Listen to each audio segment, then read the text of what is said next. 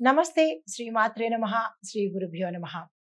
మే నెల 7వ తారీఖు 2025 బుధవారం నాటి పంచాంగం ప్రకారము శ్రీ విశ్వావసు నామ సంవత్సరం ఉత్తరాయణం వసంత ఋతువు వైశాఖ మాసం శుక్లపక్షం నాటి సూర్యోదయ సమయము తెల్లవారుజామున 5:51 సూర్యాస్తమ సమయం సాయంత్రం 6:34 ఈ రోజు తిది దశమి ఉదయం 10:21 వరకు.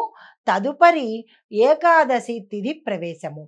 అయితే ఈ రోజు నక్షత్రము పూర్వ ఫల్గుణి అనగా పుబ్బా నక్షత్రము సాయంత్రం 6:15 వరకు.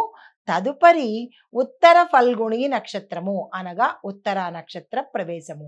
అయితే ఈ రోజు వర్జము రాత్రి సమయంలో 2:20 నుంచి తెల్లవారుజామున 4:07 వరకు. అయితే రాహుకాలము మధ్యాహ్నం 12:12 నుండి మధ్యాహ్నం 1:18 వరకు. దుర్ముహూర్త సమయము ఉదయం 11:47 నుంచి మధ్యాహ్నం 12:38 వరకు.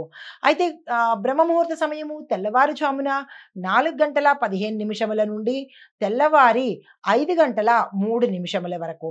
అయితే అమృత ఘడియలు ఉదయం 11:14 నుంచి మధ్యాహ్నం 12:59 వరకు.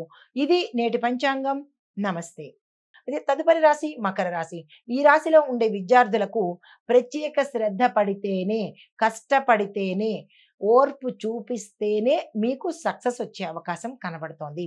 దీంతో పాటు వ్యాపారంలో వాళ్ళకి చూసినట్టయితే చాలా జాప్యత, ఆలస్యాలు, ఏ పని ముందుకు కాకపోవడము, ఇలాంటి ఇబ్బందులు కనబడుతున్నాయి.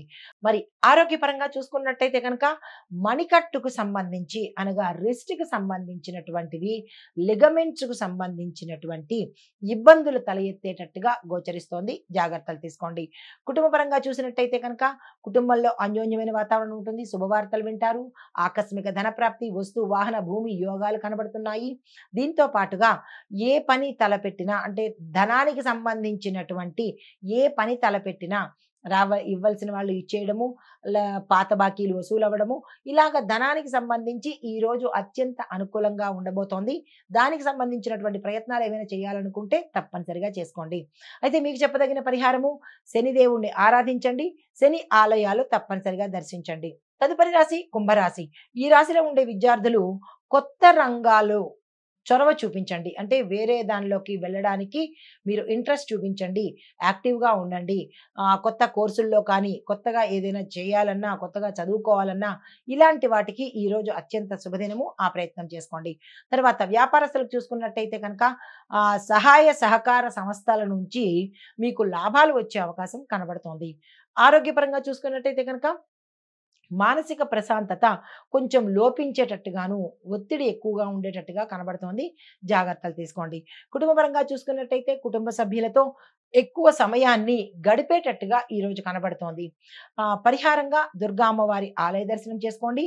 దుర్గా అమ్మవారికి పూజ కానీ లేదా అమ్మవారికి చీర సారె పెట్టడం కానీ ఇలాంటివి చేసినట్టయితే కనుక మంచి ఫలితాలు పొందే అవకాశం కనబడుతోంది.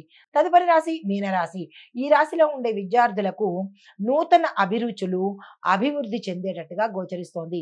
మీరు నూతన మార్గాలు ఏదైనా అవలంబించాలన్నా, ఏదైనా కొత్తగా ప్రారంభించాలన్నా, కొత్తగా చదవాలన్నా, ఏదైనా కొత్తగా స్టార్ట్ చేయాలి అంటే కనుక ఈ రోజు అత్యంత అనుకూలం రోజు. ఆ దిశగా ప్రయత్నాలు చేసుకోండి. తర్వాత వ్యాపారస్తులకు క్రియేటివ్ రంగాల్లో ఎవరైతే వ్యాపారం చేస్తున్నారో దానికి సంబంధించిన వారికి లాభాలు వచ్చే అవకాశం కనబడుతోంది. పెట్టుబడులకు అనుకూలమైన రోజు. ఆ దిశగా ప్రయత్నం చేసుకోండి.